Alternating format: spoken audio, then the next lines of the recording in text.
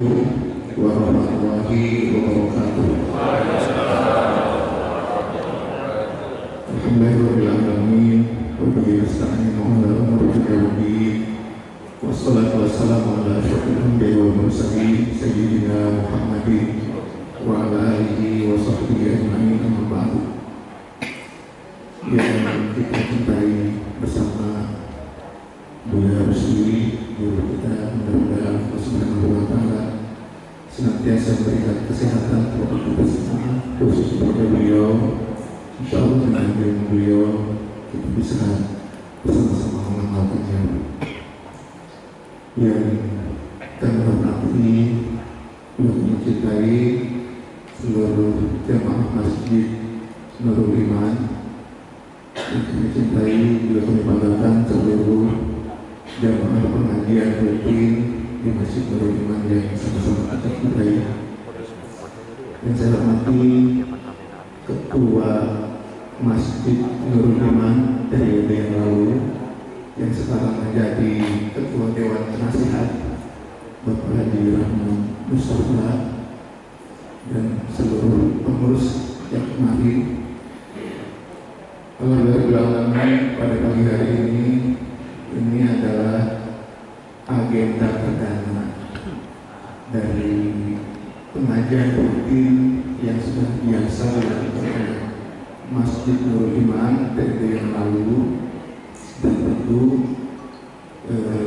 kebiasaan ataupun juga program-program yang sudah sangat baik yang sudah dilakukan pada kepengurusan periode yang lalu tentu akan kami lanjutkan, dan insya Allah mudah-mudahan dengan bimbingan para penasehat pengajian kita mudah-mudahan semakin ramai, kemudian juga bisa diikuti oleh jamaah lain yang tidak berkesempatan hadir, mohon izin disebarluaskan ke jamaah-jamaah lain yang tidak berkesempatan. Kemudian nanti bisa disebarluaskan ke jamaah-jamaah lain yang tidak berkesempatan hadir pada setiap pengajian. Kemudian yang kedua, tentu kami sebagai pengurus Masjid Nurul Iman juga memohon doa dari Buya juga dari sekalian. Mudah-mudahan amanah yang berat ini bisa ditunaikan dengan sebaik-baiknya, sehingga Masjid Nurul Iman ini menjadi masjid kita bersama, bukan hanya milik warga pengajaran, tetapi seluruh kaum muslimin dan muslimat. Ini adalah wajib kita bersama, dan mudah-mudahan semua kegiatan pengajian di Masjid Nurul Iman ini bisa diikuti oleh seluruh kaum muslimin dan muslimat dimanapun berada. Kemudian yang ketiga, kami juga mohon masukan dan saran dari seluruh jamaah khusus Buya untuk pelayanan yang bisa dilakukan di masjid kita bersama ini. Semoga dengan masukan-masukan dari Bapak Ibu sekalian, para jamaah, wabil khusus Buya Rusli, mudah-mudahan masjid ini semakin makmur, karena kami diwariskan oleh pengurus yang kemarin dengan masjid yang cukup besar, 2 lantai. Kalau sholat subuh tanpa ada Buya biasanya cuma 2 subuh. Begitu ada Buya penuh ini. Mudah-mudahan dengan doa, kemudian dengan saran dari Bapak Ibu sekalian dan juga dari jamaah semua, mudah-mudahan masjid yang kita cintai ini setiap waktunya di 5 waktu bisa ramai, seramai jika Buya hadir di sini. Karena itu sebetulnya kami berharap Buya tiap hari di sini, jadi supaya demikian. Mohon maaf apabila ada pelayanan masjid kami yang kurang, dan kemudian inilah masjid kita bersama, bukan cuma masjid kampung kami, tapi masjid kaum muslimin dan muslimat. Demikian saya mohon maaf. Assalamualaikum warahmatullahi wabarakatuh. Jazakallahu khairan katsir kepada pengurus Masjid Nurul Iman. Dengan demikian marilah bersama-sama kita ikuti kajian kita pada pagi hari ini yang akan disampaikan oleh guru kita. Terima kasih. Terima kasih. Assalamualaikum warahmatullahi wabarakatuh.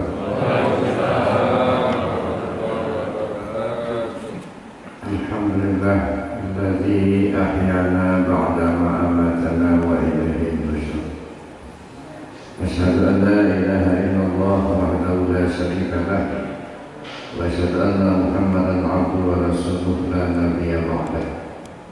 Allahumma shalli ala sayyidina Muhammad wa ala alihi wa ashabihi ajma'in. Qala Allah ta'ala fil Qur'anil Karim, a'udzu billahi minasy syaithanir rajim. Bismillahirrahmanirrahim. Wa ma khalaqtul jinna wal insa illa liya'budun. Shadaqallahul azim. Yang saya hormati Bapak-bapak, khususnya Bapak Ketua Takmir Masjid Nurul Iman yang baru saja memangku jabatannya. Mudah-mudahan amanah ini dapat dijalankan dengan baik dan senantiasa mendapatkan bimbingan dari Allah Subhanahu wa taala. Yang saya hormati Bapak-bapak, para penisepuh, Bapak Ibu, para jamaah rahimahumullah. Bersyukur kita kepada Allah Subhanahu wa taala pada pagi hari ini kita ditakdirkan Allah hadir bersama di Masjid Nurul Iman ini dalam rangka kita melaksanakan amalia ibadah salat subuh berjamaah, dan kita lanjutkan dengan taklim subuh yang pada jadwalnya diserahkan kepada saya untuk minggu yang kedua ini. Mudah-mudahan aktivitas kita di pagi hari ini mendapatkan ridho dari Allah Subhanahu wa taala. Amin.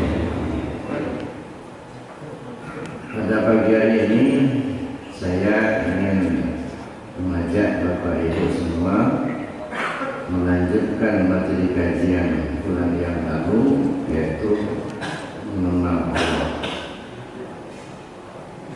Pada pagi hari ini kita akan membahas tentang mengenal Allah lewat sifat-sifatnya.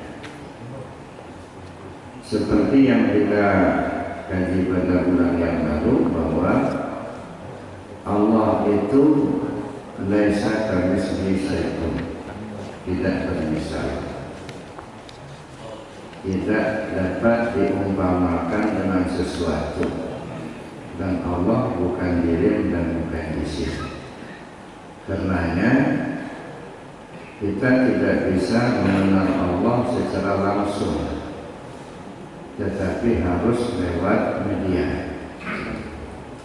Media pengenalan kepada Allah adalah diri kita manusia ini. Untuk mengenal Allah melalui diri kita manusia ini, maka kita lihat sifat-sifat Allah yang ada pada diri kita. Kalau kita sudah mengenal sifat Allah yang ada pada diri kita, maka kita akan mengenal yang punya sifat.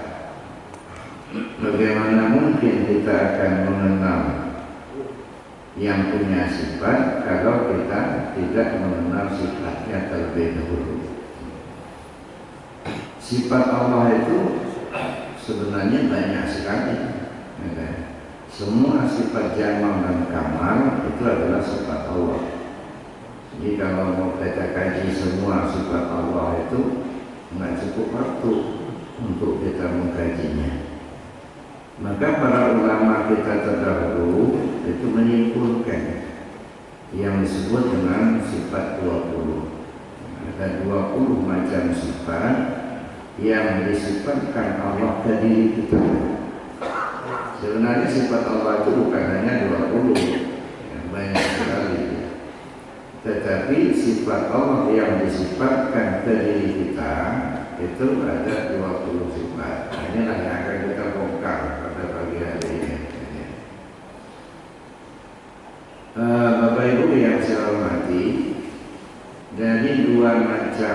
dari 20 macam sifat ini itu bisa kita kategorikan terlebih dahulu kepada 4 kategori. Jadi 20 macam sifat ini bisa dibagi kepada 4 kategori. Yang pertama disebut dengan sifat nafsiyah. Yang kedua disebut dengan sifat salbiyah. Yang ketiga disebut dengan sifat ma'ani. Dan yang keempat disebut dengan sifat ma'nawiyah. Jadi 4 macam sifat ini kita ada pada diri kita sendiri. Pertama, sifat nafsiyah. Apa arti nafsiyah? Nafsiyah itu artinya diri. Jadi sifat yang menunjukkan dirinya Allah, atau dalam bahasa tauhid disebut zatnya Allah. Jadi menunjukkan dirinya Allah. Maka disebutlah sifat yang menunjukkan adanya Allah itu dengan istilah wujud. Wujud itu artinya ada. Nah, jadi kalau begitu Allah itu bersifat wujud, ada. Setelah kita meyakini bahwa Allah itu ada berdasarkan dalil-dalil, kalau kita bicara kajian tauhid, dalil itu ada disebut dengan dalil naqli dengan dalil akli. Kalau dalil naqli itu artinya dalil yang bersumber dari Al-Quran dan Sunnah. Kalau dalil akli itu artinya dalil yang melalui pemikiran, akal, nalar, itu dalil akli. Apakah benar Allah itu ada? Mana dalilnya? Kan itu yang sering kita tanyakan urusan dalil. Pertama, dalam Al-Quran Allah sebutkan sendiri Allah. Di dalam Al-Quran Allah sebutkan bahwa Allahul ladzi khalaqas samawati wal arda. Allah yang menciptakan langit dan bumi, wa ma bainahuma, dan segala isinya di antara keduanya. Ya. Allahul ladzi khalaqas samawati wal arda wa ma bainahuma. Allah yang menciptakan langit dan bumi dan segala isinya. Kita sudah melihat adanya bumi dan langit. Dan di tengah lain tidak ada yang bisa menciptakan langit dan bumi ini kecuali Allah. Manusia tidak ada yang sanggup untuk menciptakan. Sedangkan bumi dan langit sudah ada, tentu ada yang menciptakan. Sebab tidak mungkin sesuatu yang ada itu tidak ada yang menciptakan. Kita tanya-tanya kepada manusia di dunia ini, nggak ada yang sanggup menciptakan bumi dan langit. Nah, kalau begitu siapa yang menciptakan bumi dan langit ini? Kita temukan landasannya, dalilnya dari Al-Quran. Allahul ladzi khalaqas samawati wal arda wa ma bainahuma. Allah lah yang menciptakan langit dan bumi dan segala isinya. Nah, kalau begitu benar Allah itu ada. Sebab tidak mungkin sesuatu yang menciptakan, ya, tetapi tidak ada, nggak masuk akal kan?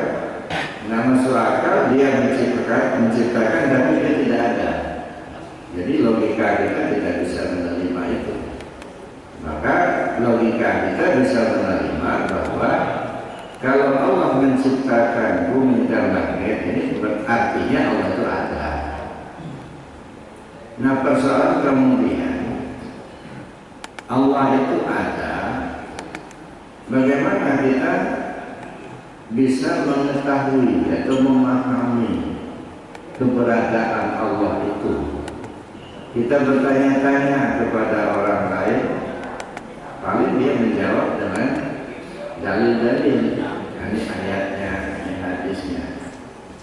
Nah sekarang kita lihat, ya, kalau sifat wujud itu menjadi sifat Allah dalam arti yang menunjukkan adanya Allah, kira-kira ke diri kita ini ada nggak sifat wujud itu? Jadi sifat wujud itu artinya ada, wujud artinya ada. Nah kita ini ada apa enggak? Ada. Berarti kan sifat wujud itu ada ketika kita sendiri. Ya. Dari mana kita tahu bahwa kita ini ada? Nah kita lihat saja, misalnya Pak Abdul Rahman, Pak Haji Abdul Rahman, beliau ada nggak? Ada kan? Dari mana Bapak tahu bahwa Pak Haji Abdul Rahman ada sekarang? Kelihatan tubuhnya. Jadi adanya itu diwujudkan oleh tubuhnya. Gitu. Jadi kalau begitu sifat Allah itu ada pada Pak Haji Abdul Rahman. Mana? Ada tubuhnya. Jadi menunjukkan dirinya Pak Haji Abdul Rahman itu adalah tubuhnya itu. Jadi wujud itu artinya ada. Sifat wujud disifatkan Allah kepada diri kita. Mana buktinya? Ini tubuh kita. Ada. Nah sekarang coba renungkan, tanyakan ke diri kita ini. Kita ini ada tubuhnya apa enggak? Ada. Kalau ada tubuh itu berarti ada kita. Kalau kita ada, berarti sifat ada itu ada pada kita. Itu satu. Nah, ini kita tidak bisa bertanya lagi sama orang lain, gitu ya. Bahwa benarkah adanya Allah? Nah, sekarang tanya, benarkah Anda ada? Ada. Mana buktinya? Itu buat saya ada. Dengan adanya kita itu merupakan bukti adanya Allah. Makanya adanya alam ini menjadi bukti adanya Allah. Nah, ketika kita bicara alam luas sekali, tidak mungkin kita akan menjangkau secara keseluruhan. Maka kita perkecil saja wilayahnya ke diri kita saja. Nah, satu, bahwa yakin betul kita Allah itu ada karena sifat wujud itu ternyata disifatkan Allah ke diri kita.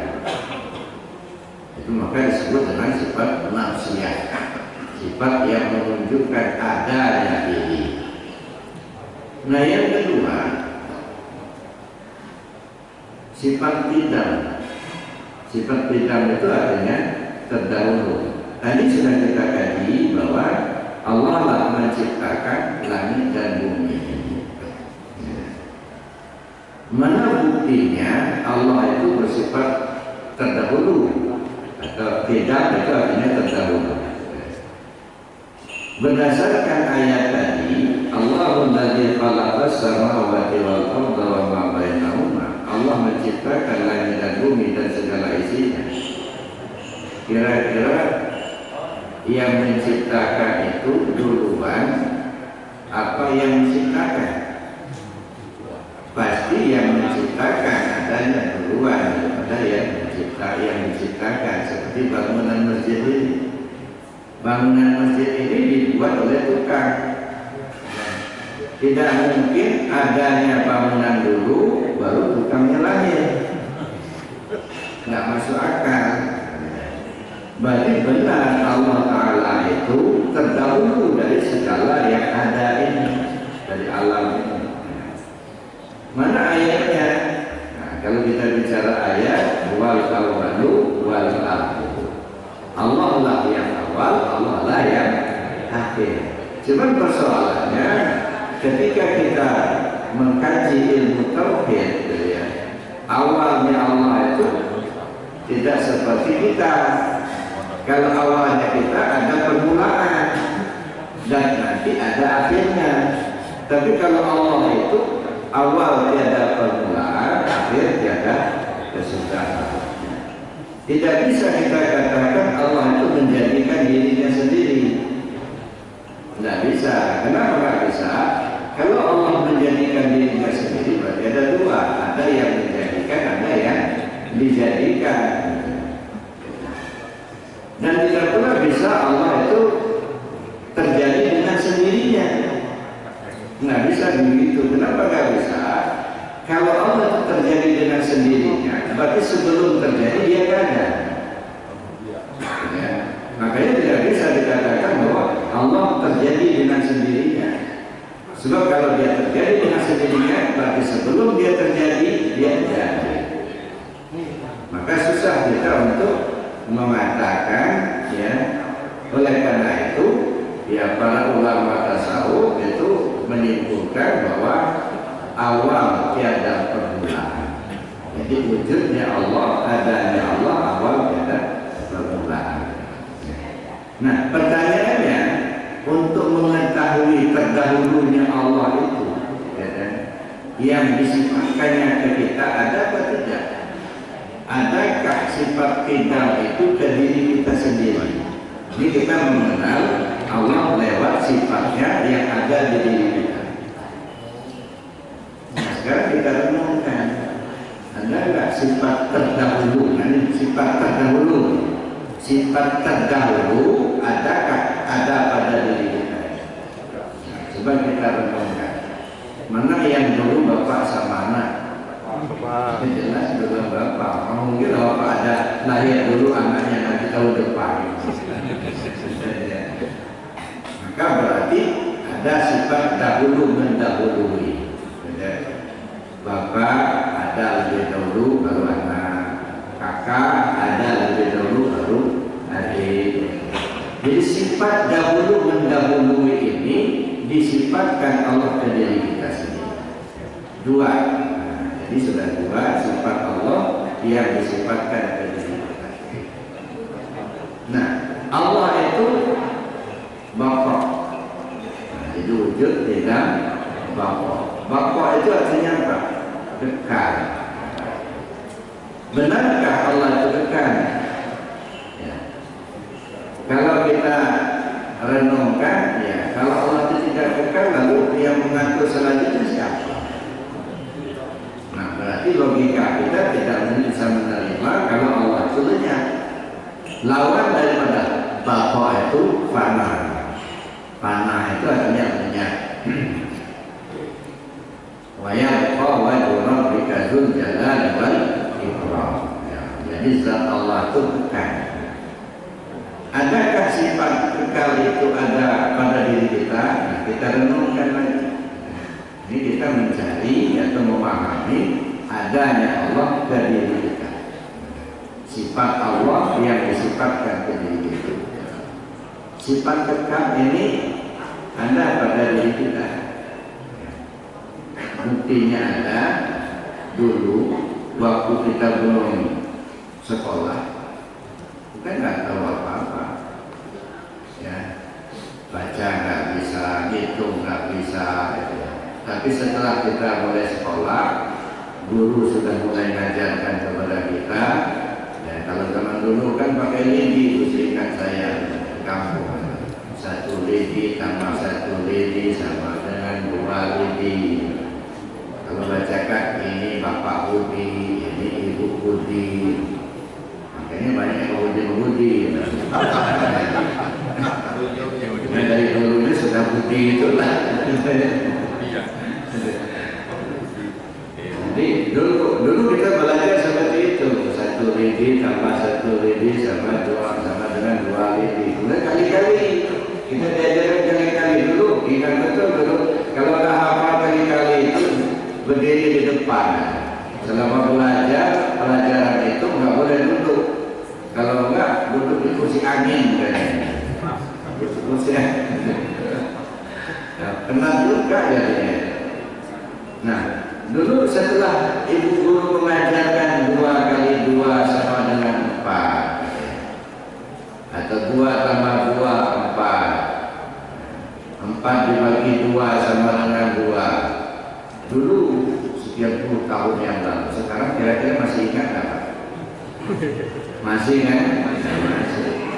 Nah, bagi kali itu masih ingat pelajaran dulu waktu SD. Cuma setelah kita bekerja, berusaha, ya, seringkali Yang pintar itu nambah sama kurang, ngebaginya lupa. Nambah kurang pintar benar ya.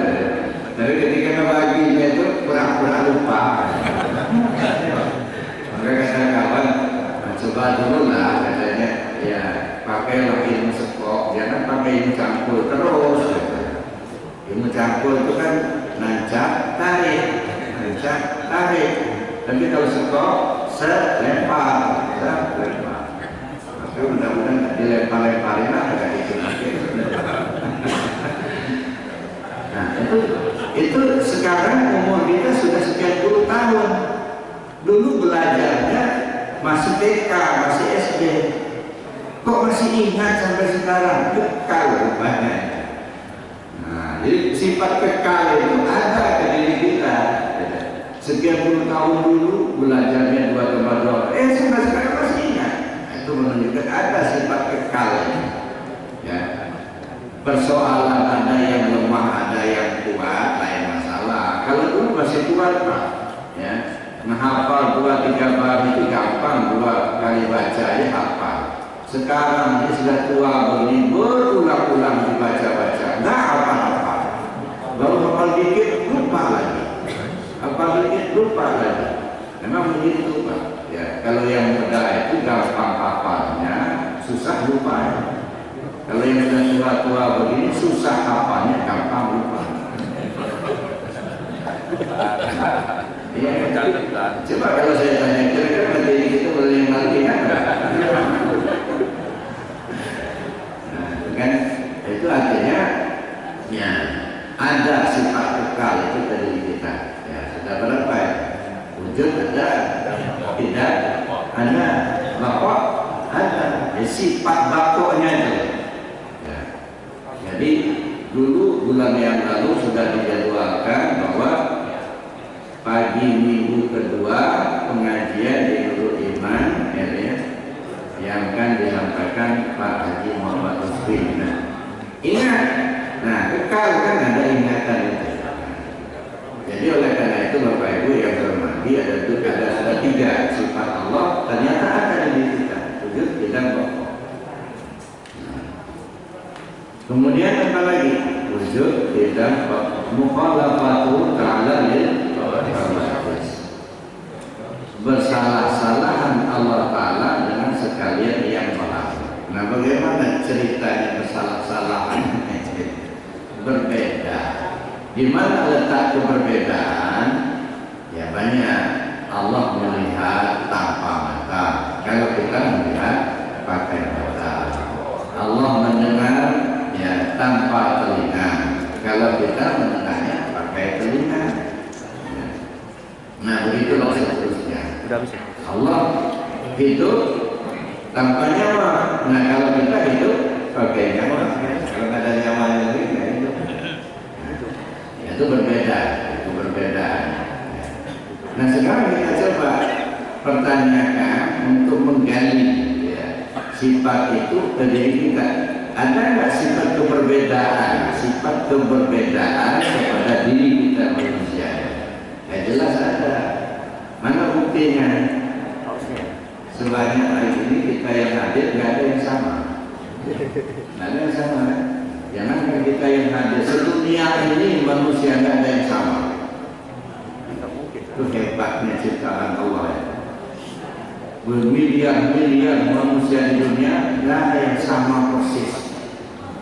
Jangankan beda mak bapak, satu mak satu bapak. Harinya sama lahirnya kembar, masih ada beda. Ada orang lahir kembar, datang orang sekian bulan kemudian, oh kabarnya sudah melahirkan. Iya, alhamdulillah. Kembar ya? Iya kembar ini. Mana yang tua? Ini yang tua, ini namanya anak yang tua. Yang nomor 2 ini Ani namanya. Udah beda ya?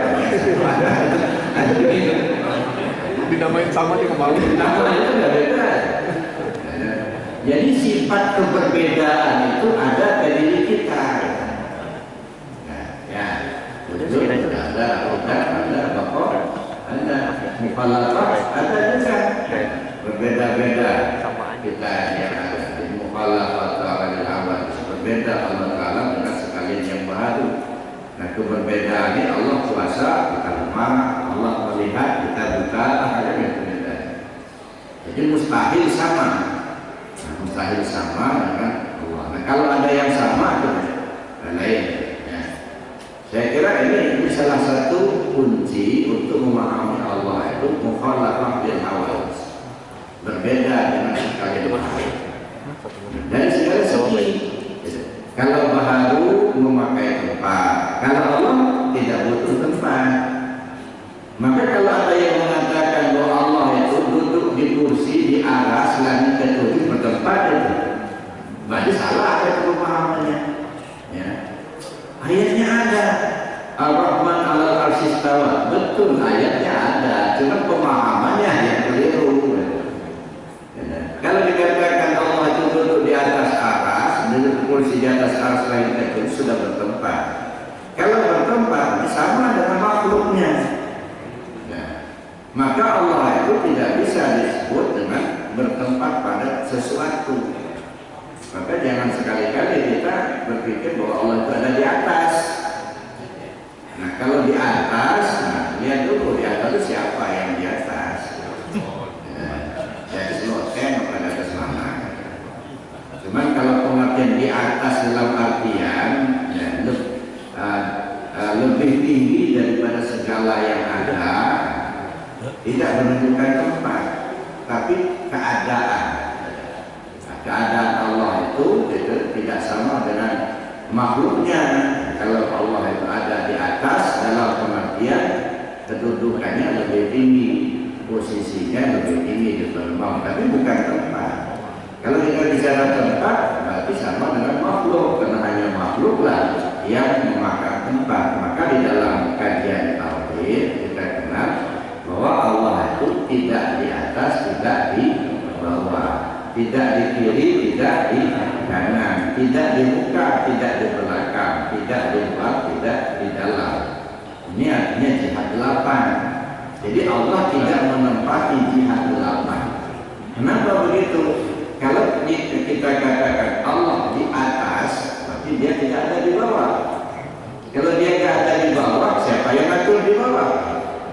Nah, kalau kita katakan, oh dia ada di kanan, berarti sudah tidak ada di kiri. Padahal dia ada di kanan ada, di kiri ada. Kalau kita katakan, oh dia di dalam, berarti tidak ada di luar. Padahal di dalam ada, di luar ada. Maka tidak bisa dikatakan bahwa Allah itu ada di atas dalam posisi tempat. Ya. Karena di bawah juga ada. Oleh karena itu, bagaimana posisinya? Allah itu muhitun lil alamin, meliputi alam. Itu kesimpulannya. Jadi Allah tidak menduduki satu tempat. Saya ambil contoh Bapak Ibu. Ini umpamanya busa. Busa ini saya masukkan ke dalam air. Nah lalu kemudian saya tanya, air itu di mananya busa? Kalau kita angkat begini, air itu ada di mananya busa. Kalau dikatakan di dalam busa, ini dua busa ada air. Oh, kalau dikatakan di kirinya busa, nanti kanan busa ada air juga. Kalau dikatakan di atas busa, berarti di bawah busa ada air. Maka disebut tidak dapat dikatakan di atas. Kenapa? Karena di bawah ada. Tidak bisa dikatakan di kiri karena di kanan ada. Tidak bisa dikatakan di dalam karena di luar juga ada. Ini yang disebut muhitul lil alam, meliputi alam. Nah itu masalah keberbedaan. Mukhalafatu ta'ala lil hawadits, berbeda Allah Ta'ala dengan sekalian yang baru. Sudah itu apa lagi? Wujud tidak bahwa mukhalafatul hawadits dia mau berdiri dengan sendirinya. Maksudnya berdiri dengan sendirinya, Allah tidak membutuhkan topangan dari yang makhluknya. Tak ada malaikat pun Allah berkuasa. Tak ada makhluk yang pun Allah berkuasa. Ya, jadi bukan berkuasanya Allah karena ditopang oleh makhluk, enggak. Tanpa makhluk pun Allah Maha berkuasa. Jadi Allah Ta'ala itu berdiri dengan sendirinya. Fa'alil lima yurid. berbuat sekehendaknya. Nah, makanya saya berkali-kali saya sorot ya untuk menegakkan ingatan kita kembali. Saya bilang di dalam Al-Quran kan sering kita dengar ayatnya ya, bahwa innallah la yughayyiru ma biqaumin hatta yughayyiru ma bi anfusihim. Ini yang sudah familiar, sudah menyebar, sudah kita yakini bahwa Allah tidak akan merubah nasib satu kaum sebelum kaum itu merubah nasib mereka sendiri. Kan begitu Pak ya? Dan itu sudah lama kita yakini begitu. Kenapa? Kita lihat terjemahan dari berbagai agama ya begitu gitu. Bahwa Allah tidak akan merubah nasib satu kaum sebelum kaum itu merubah nasib mereka sendiri. Nah kalau begini berarti kita memposisikan Allah itu lemah ya. Kalau kaum itu kamu berubah, Allah nggak sanggup merubah. Hebat kaum itu, Masya Allah. Jadi seolah-olah kaum itu manusia ini lebih kuasa daripada Allah.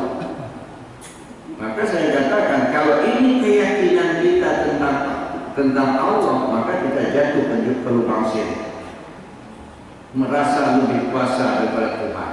Nah, Allah nggak sanggup merubah nasib kaum itu. Kalau kaum nggak merubah sendiri, la ilaha illallah. Maka hapuslah pemahaman yang seperti itu. Kenapa? Membawa kita ke jurang syirik. Lalu bagaimana yang benarnya? Inna Allah la yughayyiru ma biqaumin hatta yughayyiru ma bi anfusihim. Maksudnya sesungguhnya Allah tidak akan merubah ketetapannya pada satu kaum meskipun kaum itu berusaha merubah. Nah, baru kita tempatkan Allah itu berbuat sekehendaknya. Fa'alun lima yasha. Jadi kalau Allah sudah tetapkan sesuatu kepada kita, walaupun kita usaha betul merubahnya, nggak bakal berubah. Kalau kata Allah, kamu itu mati sama corona, mati sama corona itu. Walaupun kita ketat betul prokesnya, karena sudah ketetapan. Jadi artinya kita menempatkan Allah itu maha kuasa, fa'alun lima yasha, berbuat sekehendaknya. Ini yang disebut dia binafsi. Allah Ta'ala itu berdiri dengan sendirinya, berkuasa tanpa ada yang memberi kuasa. Kalau kita ini katakanlah presiden, gubernur, bupati, kuasa ya, karena dikasih kuasa sama rakyat. Kalau nggak dikasih kuasa sama rakyat, ada kuasa ya. Coba sekarang ini rakyat nggak ngasih kuasa, kita sebut-sebut aja Pak Abdurrahman itu presiden kita. Nggak bisa, karena tidak laku, nggak ada kuasa. Nah, jadi kuasanya seorang pejabat itu tidak diberi kuasa. Kalau enggak, ya, ada orang ngakui Allah itu sebagai Tuhan, Allah tetap berkuasa. Tak ada makhluk di dunia ini yang ngakui Allah sebagai Tuhan, Allah tetap kuasa. Ya, maka sampai ke hari kiamat nanti disebutkan dalam Al-Quran Malik Yaumiddin. Ya, Allah berkuasa, ya, menguasai pada hari kiamat nanti. Jadi Bapak Ibu yang selamat, ini pertanyaan kita untuk menelusuri, ya, untuk menelusuri sifat yang binafsi ini ada nggak ke diri kita? Nah, kira-kira menurut Bapak-Bapak ini ada nggak ya? Sifat ya dia binafsi. Nah sekarang saya ingin cerita dulu. Ada orang Pak dari Jakarta, dia bawa duit uang 1 miliar. Kira-kira kalau dikasihkan sama Bapak uang 1 miliar itu mau nggak? Mau banget.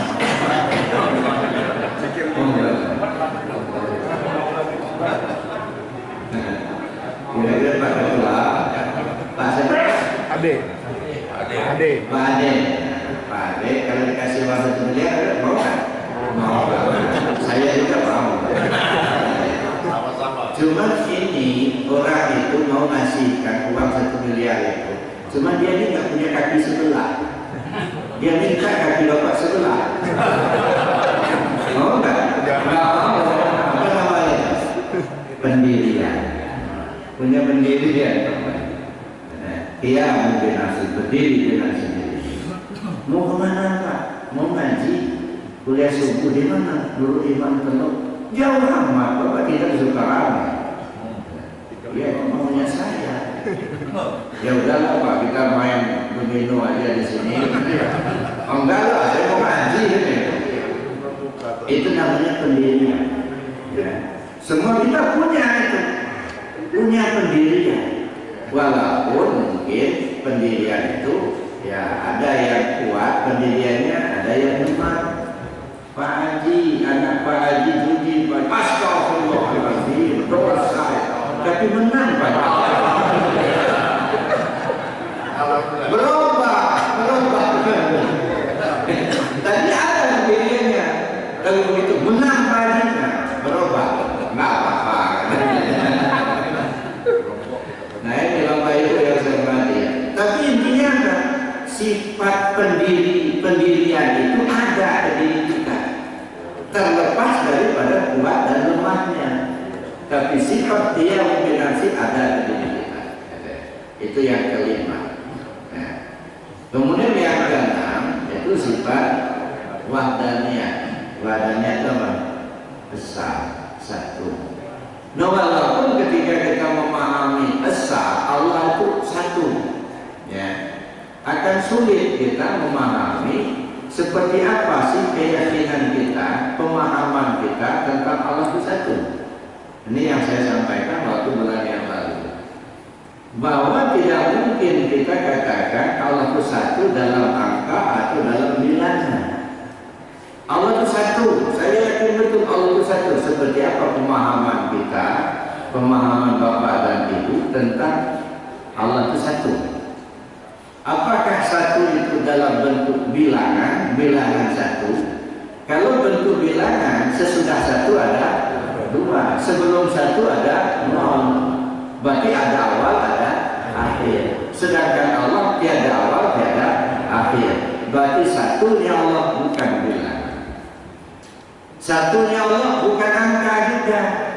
Kenapa? Kalau disebutkan angka, ketika kita menulis angka, titik, lalu kita tarik ke bawah, berhenti, titik, ada awal, ada akhir. Berarti satunya Allah bukan angka, bukan bilangan. Lalu seperti apa kita memahami Allah itu satu? Berkeyakinanlah kita bahwa tidak ada yang lain dari Allah. Nah, baru kita duduk di satu. Maka saya katakan tauhid ini ya, tidak cukup hanya berpengetahuan tentang tauhid. Kalau hanya berpengetahuan tentang tauhid, baca saja buku dan ceramah, paham kita, ya, berpengetahuan tentang tauhid.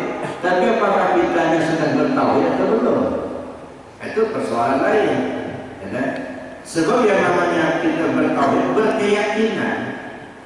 berkeyakinanlah kita bahwa tidak ada yang lain dari Allah. Kalau masih ada yang lain dari Allah, belum tentu dia tauhid. Kalau tidak tauhid namanya apa? Syirik. Syirik itu apa? Mendua. Syirik itu mendua. Allah melihat, yakin betul kita Allah melihat, tapi kita juga yakin kita ini melihat. Nah, masih mendua ya. Bapak tadi sholat berdiri apa duduk? Berdiri. Kenapa bisa berdiri? Ya, dua kaki. Karena puasa berdiri kan ya. Nah, kalau Allah kita yakin Allah itu puasa, sedangkan kita duduk puasa, nah dua yang puasa. Kalau sudah dua yang puasa, apa kita sudah duduk di tauhid? Belum. Nah, bagaimana caranya supaya kita duduk di tauhidnya? Buang keakuan diri kita yang melihat Allah, yang mendengar Allah, yang kuasa Allah. Kalau Allah yang kuasa, kita di posisi mana? Lemah. Kita yang lemah, Allah yang kuasa. Allah yang melihat, kita yang buta. Allah yang mendengar, kita yang tuli. Nah, kenapa? Karena Allah itu maha mendengar. Bapak Ibu yang saya hormati, ya. Kembali kita kepada sifat wahdaniyah. Wahdaniyah itu besar. satu. Jadi satunya Allah itu dalam keyakinan kita bahwa tidak ada yang lain daripada Allah. Kalau masih keyakinan kita ada yang lain daripada Allah, berarti kita masih belum duduk di tauhid. Nah sekarang kita bertanyakan, adakah sifat wahdaniyah itu ke diri kita? Ada. Mana buktinya? Ini dari lahir dulu sampai tua, ini cuma satu inilah. Nggak tahu kalau bapak-bapak ada masih harap di rumah. Berangkat ke Nurul Iman, nah semuanya berangkat. Yang diri bapak itu, nggak ada yang ditinggal di rumah. Maka adanya corona kita berhati-hati betul, kita jaga betul, kita pakai prokesnya. Kenapa? Karena dia cuma satu inilah. Kalau dia mati udah. Dia sudah itu. Oleh karena itu maka sifat wahdaniyah itu disifatkan Allah dari diri kita. Itu yang keenam. Gimana terus? Terus. Yang ketujuh, apa yang ketujuh? Kodrat, kuasa. Allah itu kuasa. Kuasanya Allah tak terbatas, maka disebutlah ya apa namanya? Kuasa Allah itu maha kuasa. Nah sekarang sifat kuasa ada nggak di diri kita ini? Sifat kuasa itu ada di diri kita. Buktinya kita kuasa mengangkat sesuatu, kuasa kita berjalan, ada kuasa. Cuman kuasa kita ini sangat-sangat terbatas. Jadi itu menunjukkan sifat kodrat ada di diri kita sendiri. Iradat, kodrat iradat ada. Iradat itu artinya apa? Iradat wujud tidak makhluk Allah ta'ala hawadis yang ta'ala binasi badannya kodrat kuasa iradat berkehendak berkeinginan.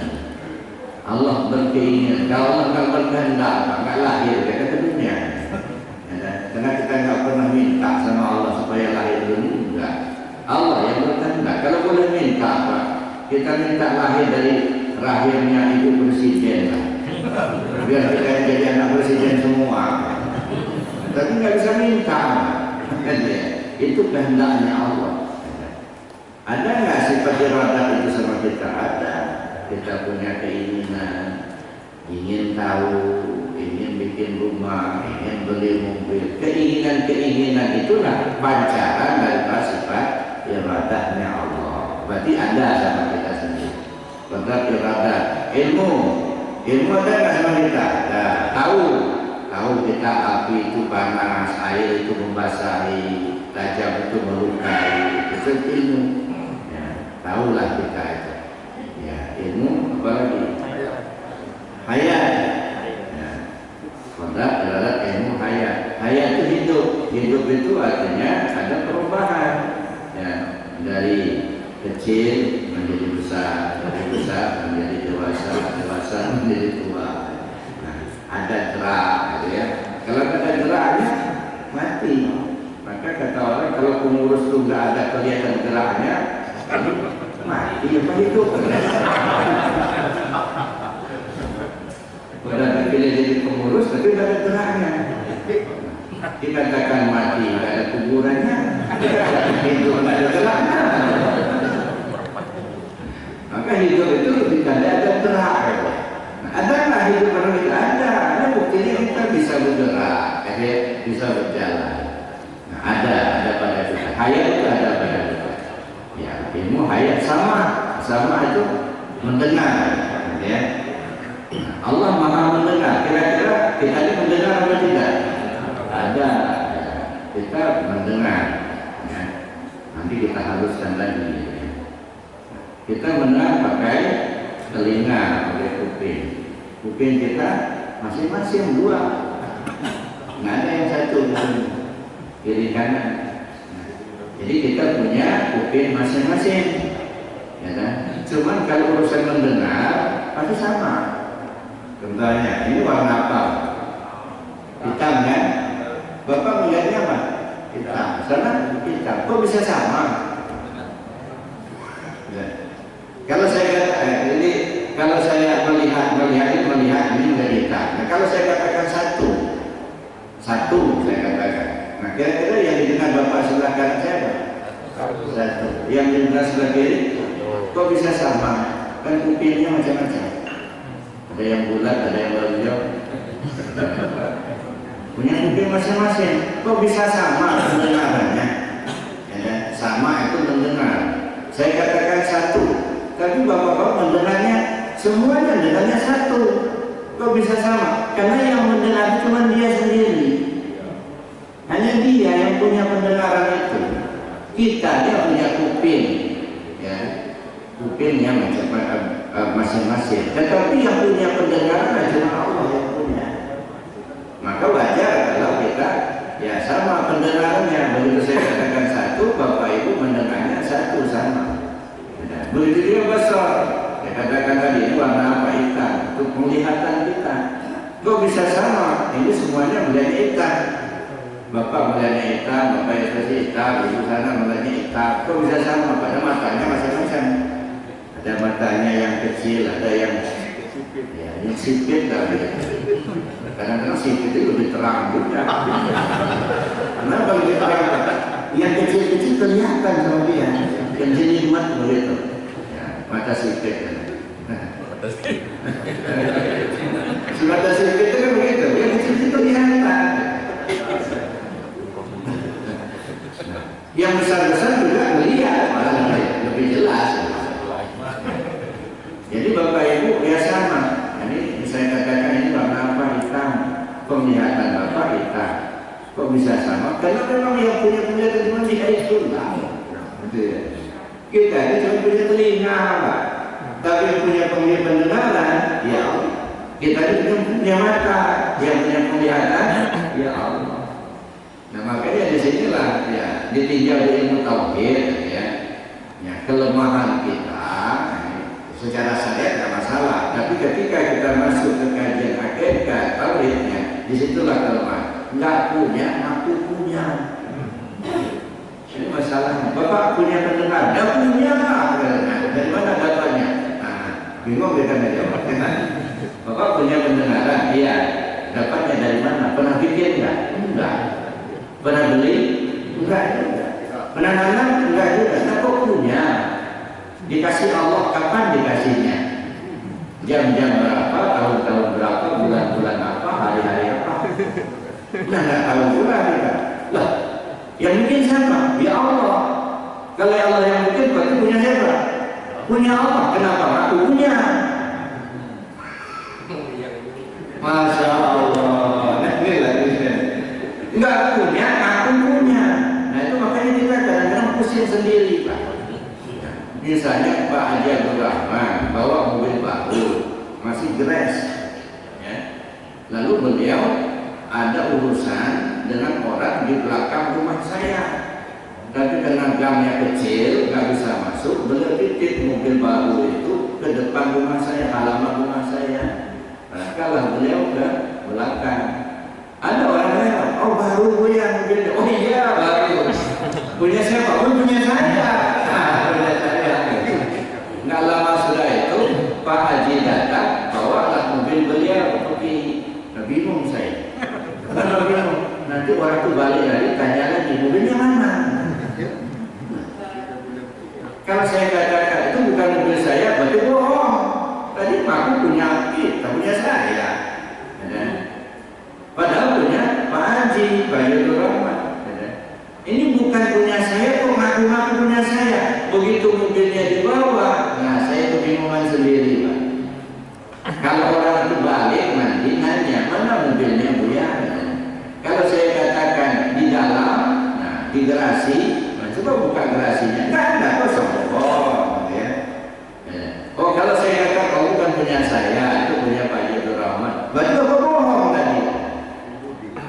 Nah kira-kira kita ini bohong terus apa kayak? Masya Allah. Dia ngaku punya tapi nggak punya.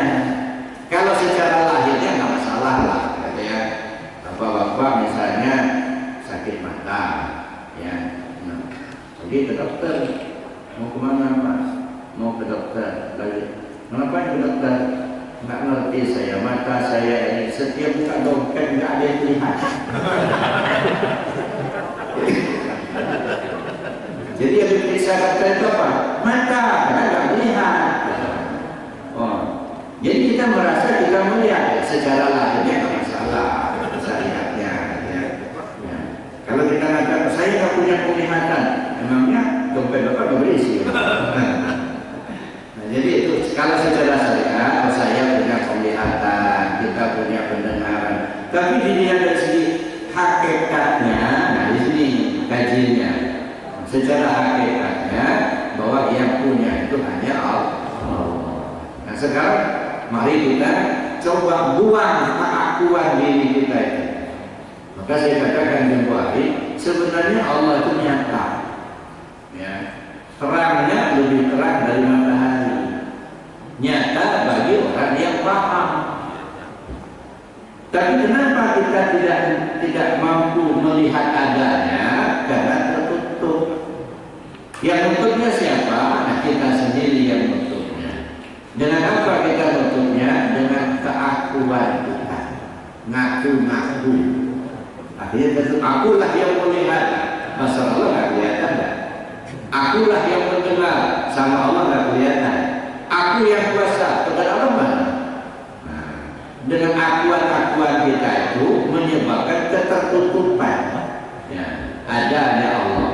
Nah supaya terlihat adanya Allah, maka buanglah keakuan diri kita itu tadi. Nah, sama basar. Kalam, ada nggak kalam sama kita? Ada. Buktinya kita bisa ngomong. Ya. Nah cuma kadang-kadang kita salah kaprah juga, Pak. Ya. Kita ngomong pakai mulut. Apa mulut itu bisa ngomong? Nah ini kalau masuk ke kajian lagi, ya. Menurut kita soalnya iya, mulut itu ngomong, iya. Tapi coba lihat mayat, ada nggak mulut mayat? Masih ada. Bisa ngomong nggak? Nggak bisa, berarti bukan mulut itu yang ngomong. Kalau mulut yang ngomong, mestinya mayat masih bisa ngomong, karena mulutnya masih ada. Cuman kita ini ya melihat zahirnya saja, kalau zahirnya ya mulut kita ngomong. Secara hakikinya, ya mulut nggak bisa ngomong. Mulut ini hanya speaker saja, nah, pengeras suara. Yang bersuara bukan ini, ya, ini hanya pengeras arah saja, speaker. Tapi orang yang nggak paham itu salah itulah yang ngomong, speaker itu yang ngomong. Padahal ditelusur enggak, itu hanya penyampai suara aja. Yang ngomong itu ya di sini, yang ngomong itulah yang ngomong. Jadi ini hanya penyampai suara. Yang ngomong siapa? Terus kita itulah yang bisa ngomong. Nanti ditelusuri lagi, itu bisa ngomong kenapa? Karena kalamnya Allah. Nah kalau begitu, adakah kalam Allah bersama kita? Ada, buktinya kita bisa ngomong. Bapak Ibu yang saya hormati, jadi sudah sampai ke berapa? 13. Nah, tinggal 7 lagi. Qadirun, muridun, alimun, ayun, samiun, basirun, dan mutakabimun. Nah ini kita lanjutkan aja nanti bulan depan.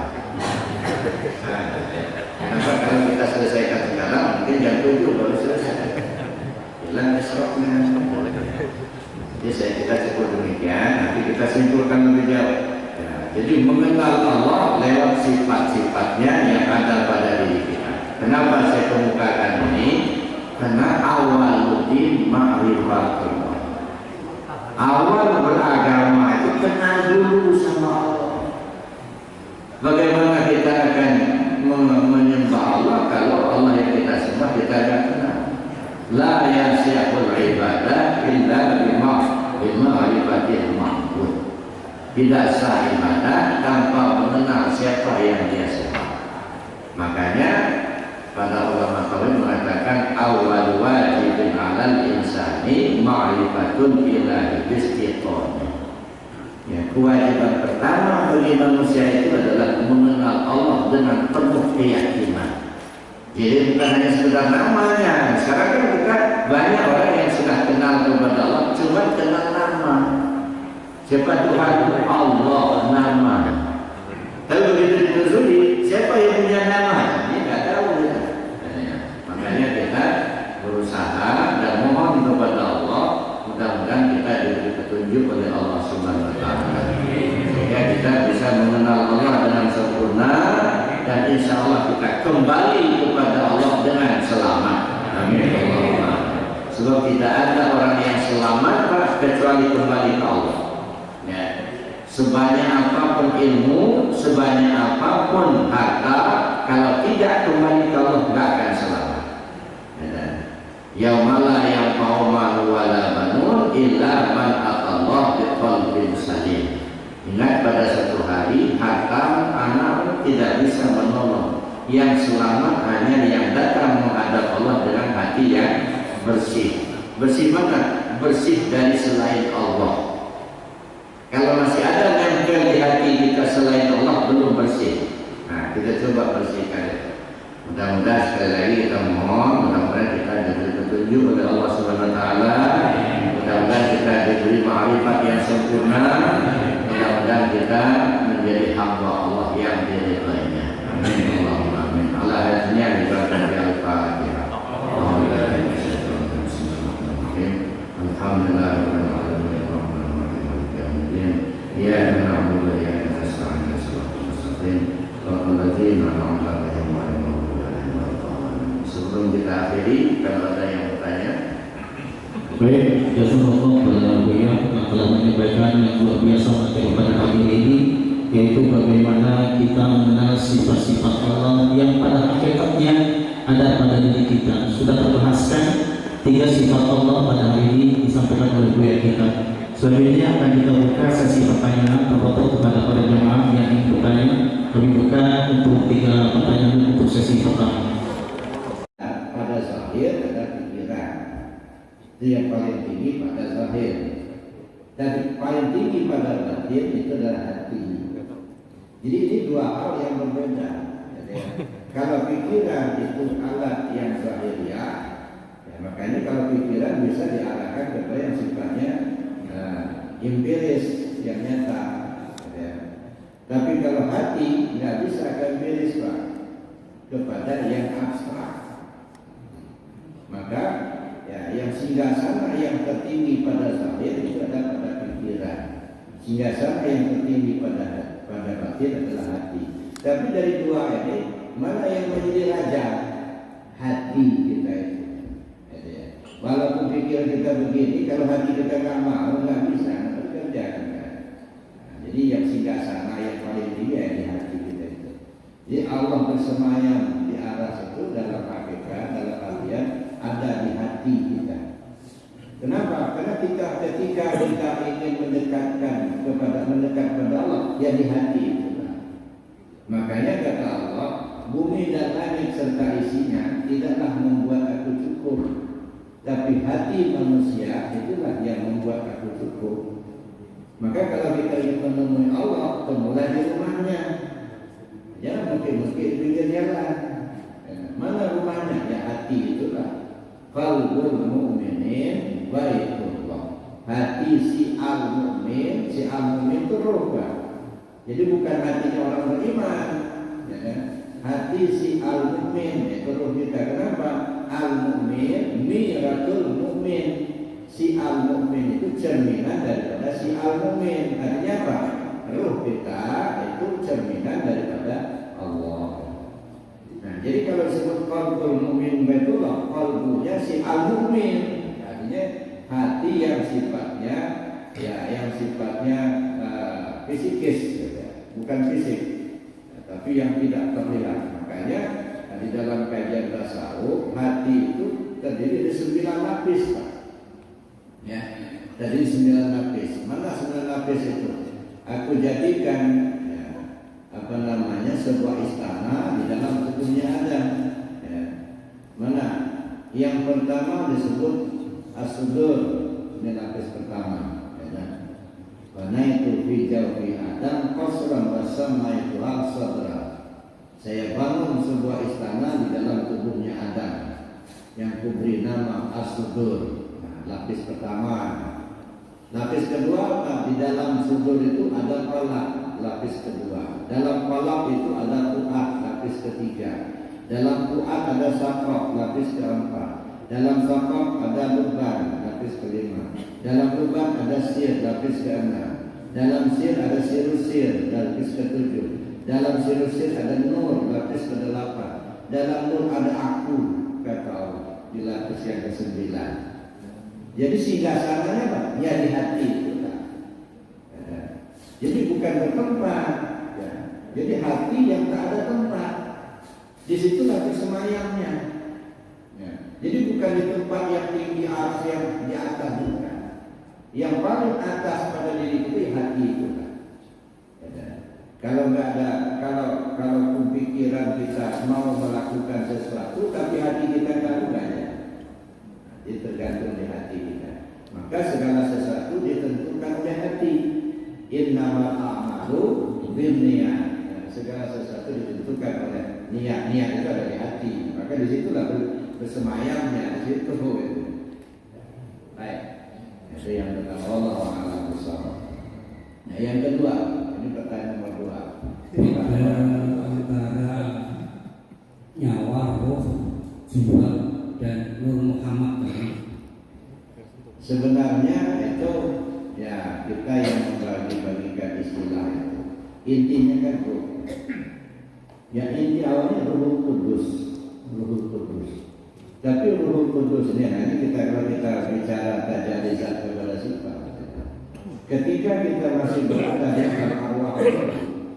alam arwah dulu, itu ruh kita itu namanya Ruhul Kudus. Itulah yang inti. Ruhul Kudus. Nah, lalu kemudian Allah berkehendak, ya, khalaqal mauta wal hayat liyabluwakum ayyukum ahsanu amala. Allah menciptakan yang mati dan yang hidup karena Allah yang menguji kamu, siapa di antara kamu yang terbaik amalnya.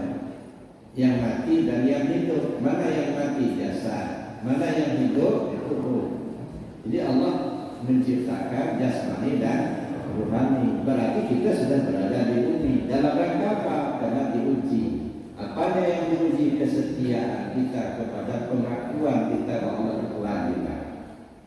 Nah, dalam rangka menempuh ujian itu, semua rada dan asfala safilin, kami turunkan kamu ke tingkat yang lebih rendah.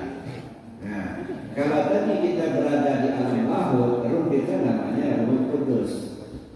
Turun kita ke tingkat yang kedua, namanya alamnya alam Jabarut, alam Jabarut. Ruh kita namanya Ruh Sultani. Ya. Kalau di alam lahut dulu, karena ruh kita itu begitu terang, ya, supaya lingkungan tidak terbakar oleh terangnya, maka dia dibalut dengan pakaian lahutiah. Ya, atau pakaian kursiah. Lalu turun kita ke alam Jabarut, terus kita berganti nama, namanya Ruh Sultani.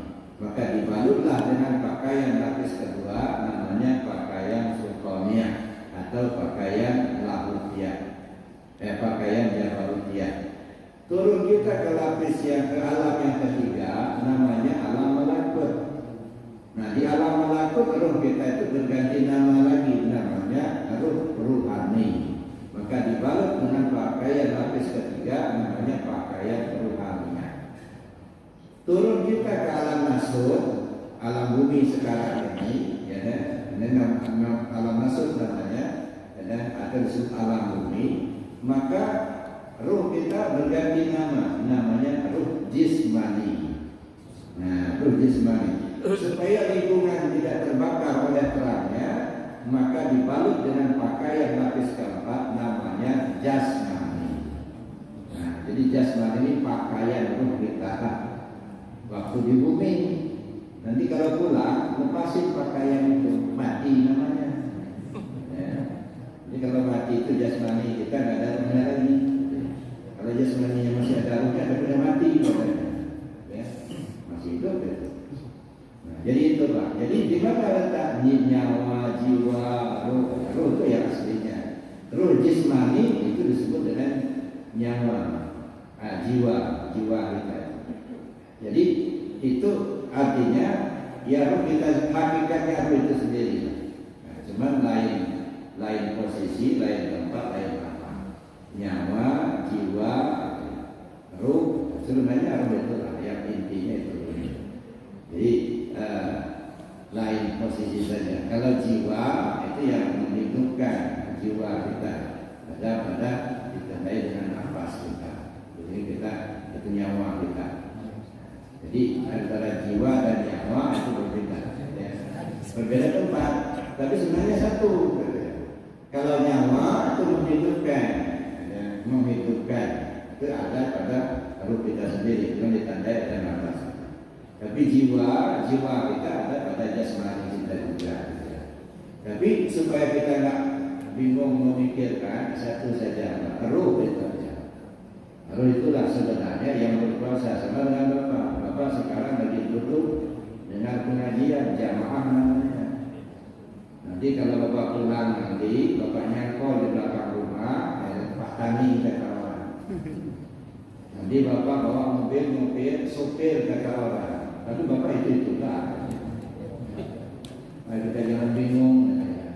Lain posisi, lain nama. Tiba di mata pasor namanya, tiba di telinga sama namanya, kan? Tiba di tubuh ayat namanya. Tapi ya itulah sebenarnya. Itu yang kedua, yang ketiga. Yang ketiga, minggu yang lalu di Villa Citra, dia mengatakan bahwa semua cacing, tanaman dan semua tadi itu hakikatnya suci. Nah, termasuk babi dan lain-lain yang haram tadi. Pertanyaannya adalah, apakah kita ini itu diperbolehkan untuk membunuh makhluk Allah yang setiap saat selalu bersujud tadi itu? Karena hakikatnya, meskipun mereka tadi itu kita katakan najis haram, tetapi ternyata mereka bisa memberikan hidup jutaan orang. Ada peneliti di laboratorium, ada pengecer dan lain-lain itu membuat obat vaksin dan lain-lain tadi itu. Nah, ini mohon pencerahan. Apakah kita ini berhak untuk membunuh ataupun membasmi makhluk-makhluk Allah yang bersujud tersebut? Terima kasih. Dunia seisinya ini diperuntukkan Allah untuk manusia. Maka disebut manusia itu khalifah Allah di muka bumi. Jadi apa yang ada di bumi ini diperuntukkan Allah untuk manusia. Walaupun mereka itu juga makhluk Allah seperti ikan, jadi makan sama ikan. Ada ayam, makhluk Allah juga kita potong. Karena semua yang ada di bumi ini diperuntukkan untuk kita. Sebab ketika kita memanfaatkan makhluk-makhluk yang ada ini, nah disitulah letaknya bahwa mesti izin dulu sama Allah dengan Bismillah.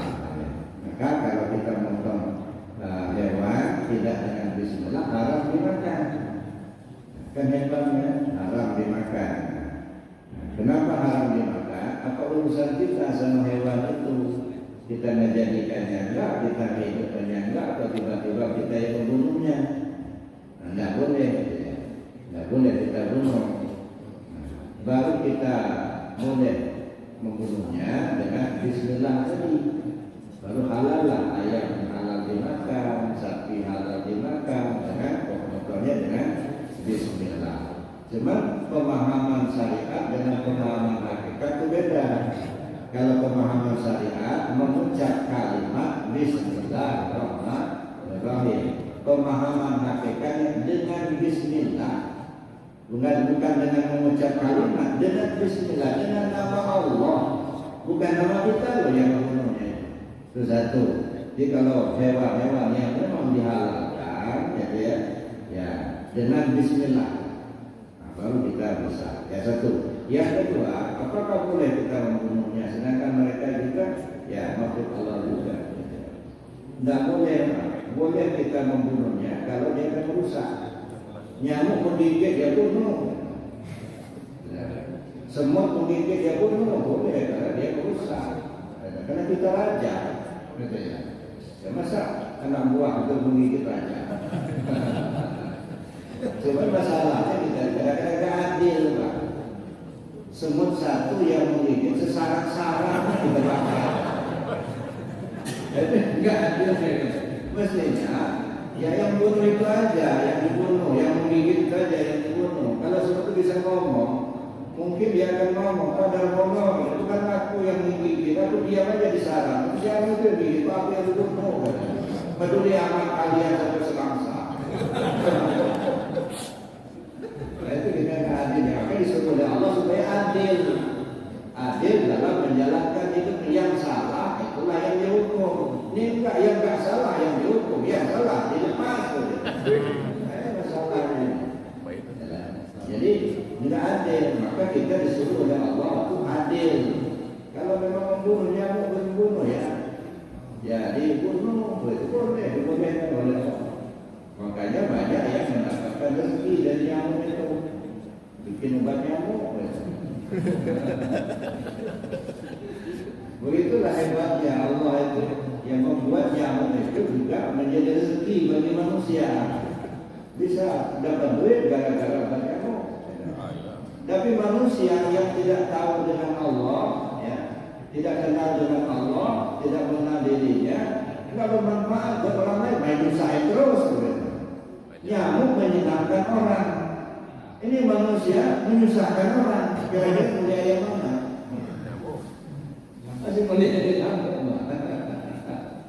Ini nggak ada manusia si manusia. Gimana? Itu tadi nggak ada iman. Membunuh orang, membunuhnya nggak tahu-tahu mutilasi lagi. Nah ini kan, sedangkan nyamuk paling minum darah setitik gitu. Kita udah tukang panting dibuatnya, malah bikin buat nyamuk semprotin, nggak dibakar. Gitu. Masya Allah. Tapi untung nggak itu ada nyamuk itu bisa juga jadi objek dapat duit orang-orang pengusaha banyak.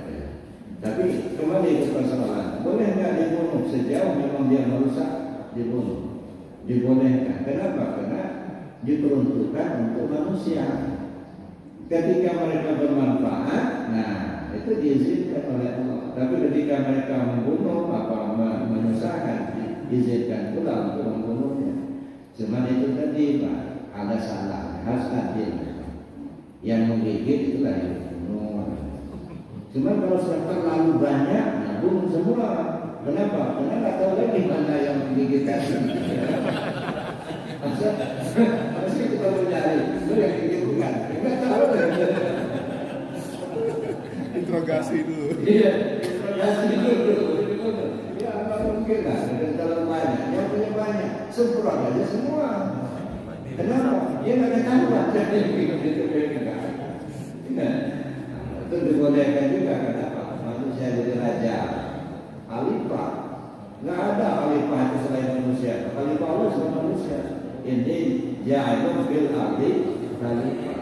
Nah karena manusia raja dan makhluk yang ada di dunia ini, maka manusia ini diizinkan Allah mengatur mereka.